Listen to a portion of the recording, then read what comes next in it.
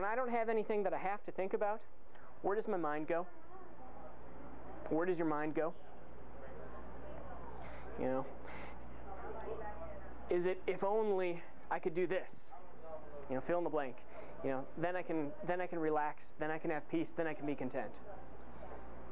If only I could go there, if only God would fix this, you know, fill in that blank. Then I could be content, then I'd have peace. But if you think about what that's saying to God, you know, it's kind of saying, hey, you know, you've given me all this stuff, but I just want a little bit more. Or, you know, if you fix my marriage, then I could be content, but I can't be content where I am with what I have now, in the situation I'm in now. Another metric. Are you spending so much time thinking about something that it's disconnecting you from God? You know, when you're trying to look at the Bible, when you're at a group like this, when I'm talking right now, when you're in a church setting, in a worship environment, is it invading your mind? Is it pulling your thoughts elsewhere? A couple of metrics. So when we identify some things, you know, and I hope that your minds are going here and you're kind of, you know, keying in on maybe this is something. So when we identify it, then what's the point? Why do we spend the time and energy to deal with contentment? I mean, sometimes it can get ranked pretty low on the list of sins. But I really believe that God wants us to submit to the plan that He has for us. And I think that's very, very important. So that you know, He can teach us something. So that He can use us to impact the guys around us. So He can use you to impact the guys at your table tonight. And really, so that He can give you contentment. He can give you peace. You know, I think there's situations that if we avoid that, if we put ourselves in a position where we're in control, where we're not submitting to God's plan, you know, we can miss what's going on around us. I think of David Weaver. He shared his story a couple weeks ago about his divorce. You know, it was really messy. If he's consumed by that situation, is he going to miss the fact that now he's getting to see his kids start to develop relationships with God? Now the kicker is, if we let that happen, if we get consumed by it, God could have something amazing for us on the journey, along the way, that we miss. You know, I think of my life, my dad, when I was a kid, my mom left him for his best friend. And I mean, that put him through hell. And then I had to watch him go through it again as God led my brother and I into relationships with my mom's new boyfriend. You know, it would have been easy for my dad to be consumed by that. But I watched him strive to see where God was. And God introduced him to my stepmom, who was perfect for him, was amazing for him. You know, if he'd have been consumed by a situation, I mean, he could have missed that. So I want to go to a Bible story, to bring in a story from the Bible about somebody who, by all rights, had a lot of right to be focused on his situation, to miss what God was doing around him. And it was David. When we're going into this story, this is before David became the king of Israel. It's after he squared off with Goliath. And if you remember, the current king is Saul.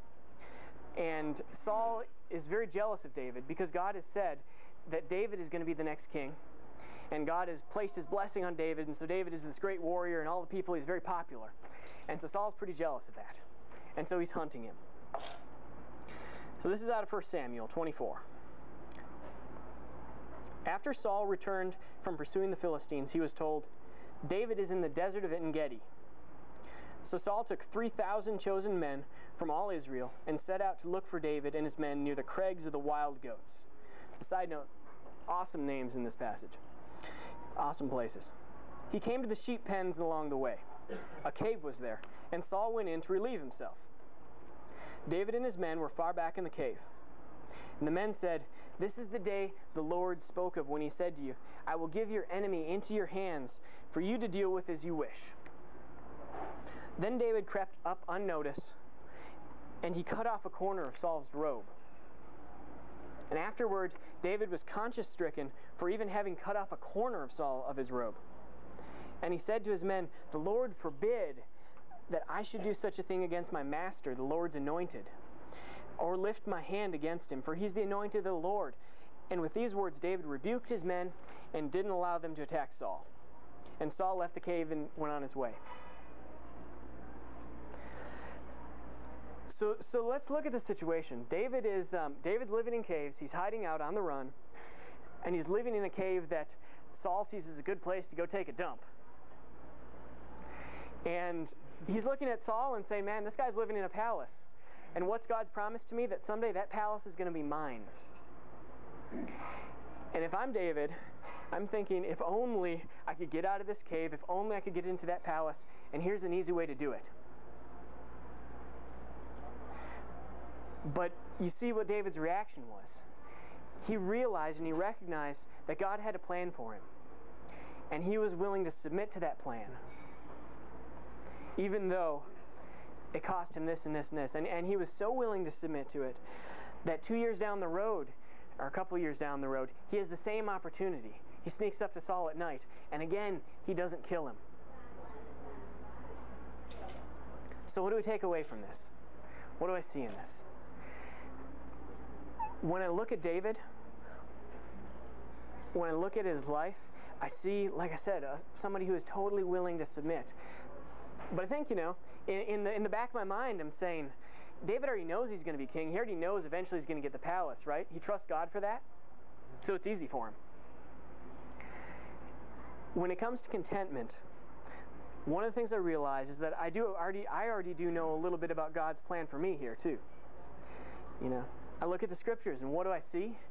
And it's for you too, is that God wants to give us the desires of our heart. He wants to give us contentment. And He wants to give us peace.